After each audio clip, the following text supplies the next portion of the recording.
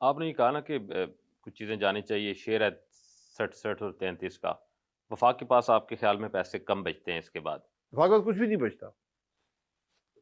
जब आप सूबों को पैसे दे देते हैं, तो वफाक के पास कोई पैसा नहीं बचता। वो सब अखराजात कर्जा लेकर पूरे करता है। आज आप डिफेंस भी कर्जा लेकर पूरा कर रहे हैं, आप डेवलपमेंट भी कर्जे लेकर पूरे कर रहे हैं, आप सूद का एक हिस्सा भी कर्जे से पूरा करते हैं, हुकूमत के अखराजात भी कर्जे से, नए कर्जे से पूरा करते हैं। ये आज वफाक की 28वीं तरमीम तो अब आनी है। आपकी क्या सजेशन है? क्योंकि आप बहुत कम सियासतदान हैं जो इकॉनमी को बहुत अच्छा समझते हैं।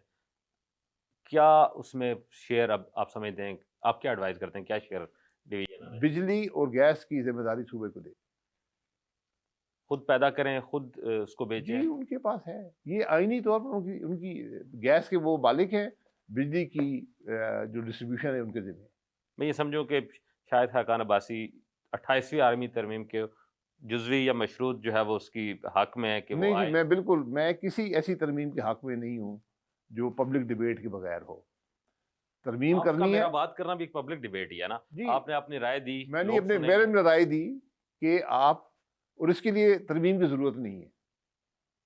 क्यों गैस 18वीं और तरमीम को वापस करने के लिए तरमीम तो करनी पड़ेगी, जो शेयर दे दिया आप गया। वो शेयर दे दें, मैं शेयर को चेंज नहीं कर रहा।